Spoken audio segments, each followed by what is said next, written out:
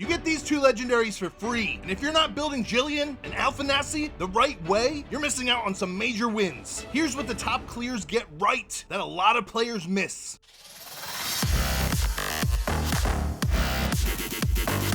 My Discord is your shortcut to power. I've got creator access, early intel, and real leaks. If you want meta teams before they trend, patch notes before they drop, and giveaways to get your hands on rewards, join my Discord now. Links below in the description. Jump in, gear up, and let's break Dragonheir together. Want to gain a massive amount of extra rewards and help support my channel? I've got two great options for you. Check in the description of the video, and you can download the game from my personal link. And if you've already got the game downloaded, head over to the creator code rewards link and use my creator code DanManReal, all lowercase. Then we both gain rewards as you level up, giving you a massive advantage in game. Stay ahead of the competition. This is your ultimate guide to the two legendaries you get for free in season 2 of Dragonheir: Alphanarsy, the Ironfrost King, and Gillian, the Luminary Cleric. We'll cover what they actually do, the best builds, easy team cores, and how to use them in bosses, story, vortex, ruins, and PvP. You'll leave knowing exactly what stats to push,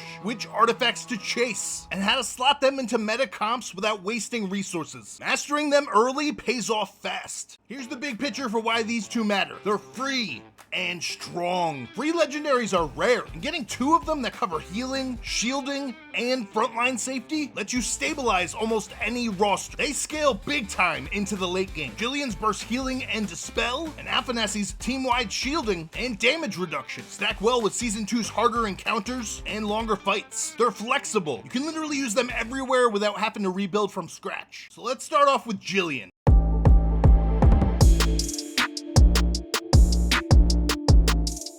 Gillian is a radiant support healer with big burst heals, cleanse and dispels, and team utility. And her heals are large, rather than just trickle healing. Pairs great with artifacts that convert overheal to shields, giving you effective HP on top of raw healing. Her main stat you want to focus on is HP. This boosts total heal values and survivability. Then you want to look for the healing and effect bonus, further increasing each size of the heal. And next you want to focus on speed. More turns, more heals, faster cleanses. Then you want to focus on resist. Helps her stay online versus stuns, poisons, so she can keep cleansing and healing. Then lastly, you want to focus on defense. After your HP and your speed feel good. Now there's a wide range of gear sets you can focus on for her. Ideally, you want to go for any healer or cleric style sets that boost healing or HP.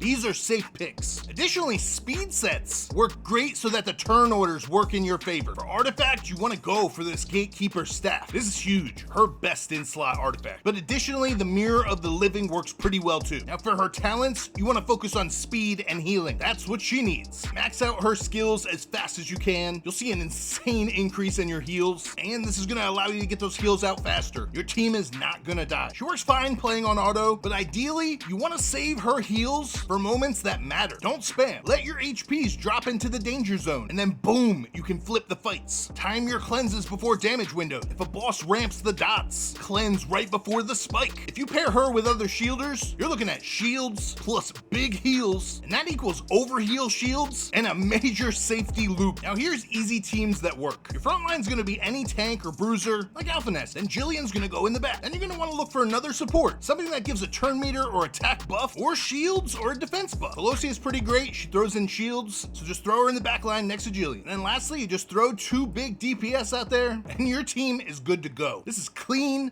safe, and forgiving. Gillian is easily one of the best gifts they've given us this season. Now it's time to go over the lone king of the Iron Frost, Alphanarsy.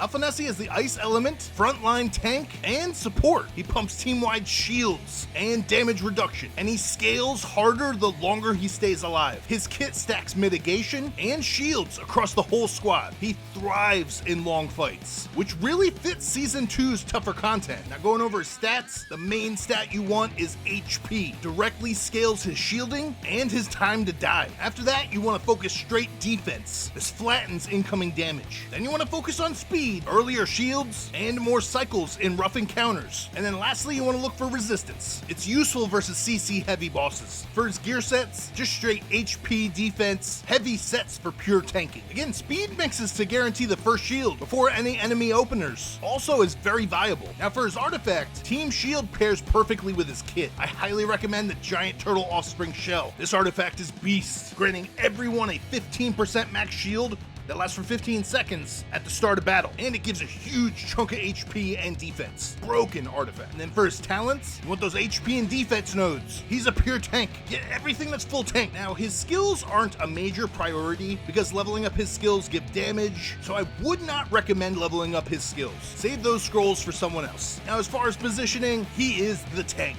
Frontline him. He wants to get hit. You want to open up with your shields and rotate your shields on a rhythm. Your goal is 0 windows where your team is not protected. Pair him with healers and buffers and he's huge. The duo synergy between these two is literally a cheat code. Alphanarsy gives shields, Gillian turns overheal into shields, and clears bad stuff. Alphanarsy stops openers, and Gillian recovers after spikes. You avoid the one-shot wipe problem. These two together is a low fail rate, even with average DPS gear. This core duo lets you clear content you shouldn't. Now, just to show you the role in key game modes, this is essentially a tier list, with 5 being the highest rating, 1 being the lowest. And as you can see, Gillian has a lot of 5s across the board. The only real place she struggles is the Goblin Lair and the Ancient Battlefield, but everything else she's literally best in slot for a healer. Now, Alphanarsy, on the other hand, on paper does not look that good. He is the best in Grave of Curse, it does okay in the arena, in Grave of Rot and Heretical Ruins he can hold his own, but paired with Gillian, she increases these numbers. Literally, they're a cheat code duo. Now I'm going to give you some important advanced tips and go over some common mistakes and how to fix them. First tip, pre-shielding is better than post-shielding. If you're always shielding after damage, you're late. You need to fix your speed. This truly is why Alphanarsy is rated on most tier lists lower, because people don't have him speed tuned. And even how I said, don't rank up his skills.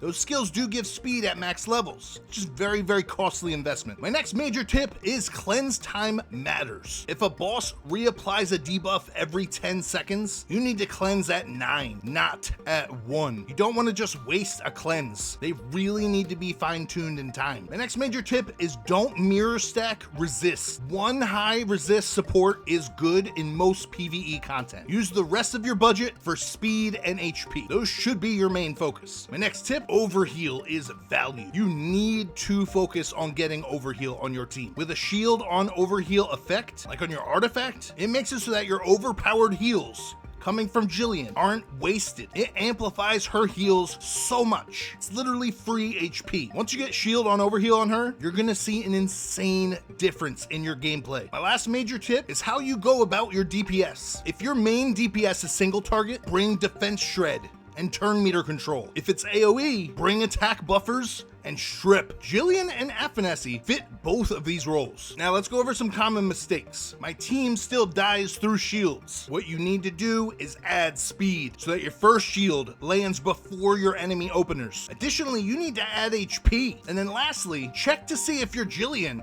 is healing into anti-heal debuffs, and you need to adjust your cleanse timing. This is core for survivability. All right, next up we have a timeout on bosses. This means you most likely have over-invested into defense. Shift 1 set to attack and crit, and maybe try adding a defense shredder on your team. Keep your safety core intact. All right, and this is a good one. Gillian feels weak. She needs burst and timing. If you spam small heals, you waste her best trait. You need to lean into big windows and overheal shield. She's not too beginner friendly, but when you master her, you will feel accomplished. All right, and then last up, Alphanarsy gets CC'd and I lose. Add resist. This is gonna be your best friend. Literally, once you add resist to some of these fights, things are just a breeze. Additionally, you could run a second cleanser. You need to focus on Gillian for bailing him out. So there you go, you guys. Gillian is your all-purpose support, and Alphanarsy is your shield captain. Clutch synergy. Season 2 is rough, and the devs blessed us with this duo for a reason. That's all I got for you guys. I hope you guys liked the video and learned a bunch. Make sure you guys are subscribed to my channel so you can stay tuned for all my future content. I appreciate you all. Stay blessed.